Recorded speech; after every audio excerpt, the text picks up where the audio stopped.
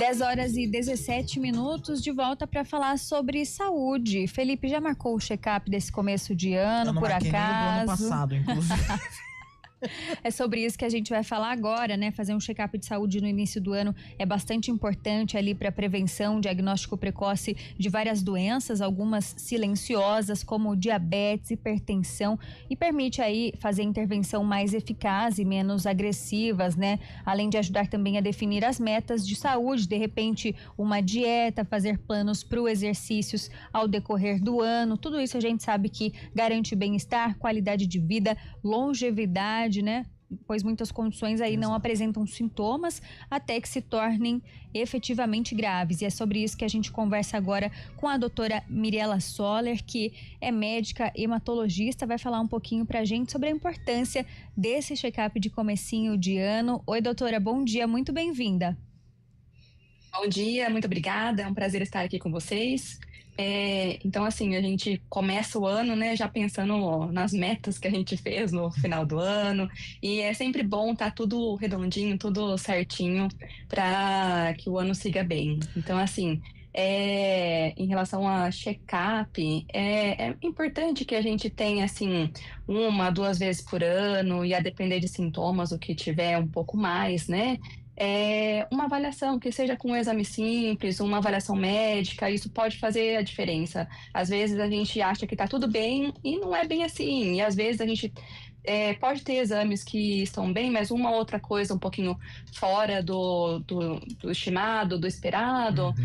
Quando a gente faz pequenas intervenções, isso pode levar a uma melhora clínica, uma melhora de performance, uma diminuição de riscos futuros, riscos cardiovasculares, né? A gente tem visto várias pessoas mais jovens atualmente tendo eventos arteriais, isquêmicos, infarto, e coisas que às vezes poderiam ser prevenidas, né? Então, assim, realmente eu acho que o check-up, uma avaliação médica, uma boa conversa, pode fazer toda a diferença. Então, pensando nisso, doutora, o que não pode faltar no check-up básico? Eu, como hematologista, falo que realmente um exame que não pode faltar é hemograma. O hemograma pode trazer várias informações e muitas vezes não de doenças hematológicas, né? A gente fala que uma das doenças, umas questões mais comuns, mais prevalentes no mundo é a anemia. E às vezes a pessoa tá cansada, ela tá assim, com falta de energia, não tá conseguindo fazer as coisas que fazia comumente, e às vezes é alguma coisa que a gente pode intervir, né? Então, assim, às vezes em relação com a dieta, às vezes a gente vai ver alguma aumento, diminuição da série vermelha, que pode nos levar a pensar num problema de sono, por exemplo. A série vermelha elevada pode ser secundário a uma apneia do sono, que às vezes esse diagnóstico ele pode ser muito mais relevante na vida da pessoa do que a própria alteração hematológica. Então, assim, nós como hematologistas acabamos tendo uma visão mais ampla, né? Então, muitas vezes o paciente chega por uma queixa que acha que é hematológica e muitas vezes é secundária, né? Mas assim, a gente tem esse papel. Então, hemograma, ver função renal, ver questões em relação a riscos cardiovasculares, então glicemia, colesterol, né? O paciente, a partir de uma certa idade, é importante também fazer uma avaliação cardiológica, né? Recentemente, com algumas atualizações de orientações de diretrizes médicas mesmo, quando o paciente tem algum histórico familiar de câncer de intestino, tem se antecipado alguns exames como colonoscopia, endoscopia, que tem se tido mais diagnósticos, né, de doenças como câncer de reto em pessoas muito jovens. E uma coisa importante também é que a pessoa tenha uma avaliação médica, né? Então, assim, um hemograma, função renal, perfil de tireoide, dosar as vitaminas, como perfil de ferro, vitamina B12, ácido fólico, isso pode fazer muita diferença na vida da pessoa. Então, assim, não todo check-up às vezes vai demandar algumas avaliações, mas assim, eu penso que o check-up para mulher ginecológico anual é importante, um check-up para um homem urológico também anual é importante. Exames de sangue, como os que eu falei, eu acredito que eles são importantes porque eles podem nos trazer informações e a gente conseguir combater e diagnosticar algumas coisas precocemente, né? Muitas vezes são coisas simples que podem ser, apesar de pequenas interferências, e que podem fazer toda a diferença na vida do paciente. Uhum. Mirela, e pensando nesse check-up básico, né, que você citou aí a importância, quais são as doenças que podem ser identificadas de forma precoce só com esses exames de rotina, sem ser necessariamente aquela bateria de exames mais aprofundados? Então, assim, podemos diagnosticar uma anemia, podemos diagnosticar alterações de glóbulos brancos, plaqueta baixa, plaqueta alta, disfunção renal, que às vezes pode ser aguda, pode ser uma questão crônica, e isso vai ter um olhar mais atencioso para isso num segundo momento. Diabetes, por exemplo, alguma tendência quando se tem uma glicemia aumentada, e aí a gente vai mais a fundo, né, pensando em histórico familiar, alteração de colesterol, que também isso vai se somando a riscos cardiovasculares que podem aumentar o risco de infarto, de AVC, entre outras coisas. Então, um exame simples, a gente pode ver várias questões. Perfil da tireoide também, eu acho que é importante uma vez por ano a gente fazer, porque é sempre importante que tudo isso esteja dentro do esperado para que o nosso corpo funcione bem, né? Então, assim, avaliar ferro, vitamina B12, ácido fólico, para mim isso é um check-up bem básico, né? Vitamina D, isso tá tudo interrelacionado a questões de saúde em vários sistemas, né? Então, assim, por exemplo, para produzir o sangue, para produzir células de outros tecidos do nosso corpo, a gente precisa estar com um perfil de ferro bom, e não é só a ferritina.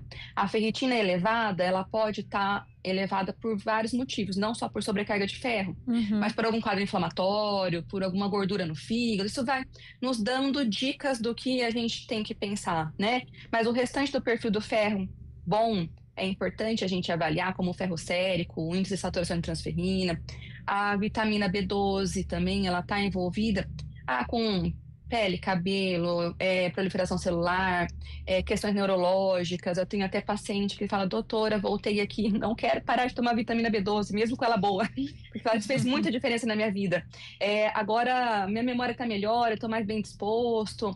Ácido fólico também, isso a gente não tem estoque, mas assim, tem muita gente que não come bem atualmente, né? Assim, e que Sim. não come verdura, então assim, são exames que são importantes. Se tem uma alteração no exame da tireoide, pode ser que a gente tenha que fazer alguma avaliação em relação a isso, né? Uhum. Vai precisar de algum tratamento, um exame no local mais especializado, uma avaliação do endocrinologista, mas tudo isso está envolvido, tem um envolvimento em como as células do nosso corpo funcionam, né? Em diversos sistemas.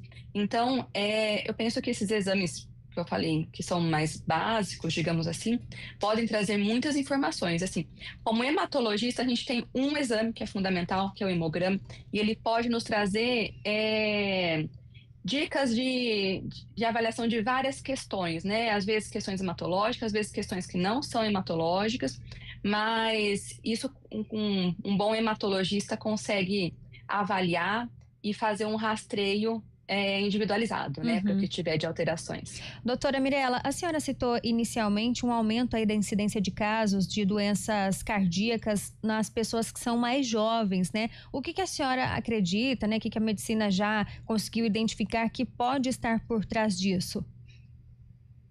Então, a gente pensa muito em questões genéticas, hereditárias, e também tem algumas coisas que a gente não pode deixar de comentar.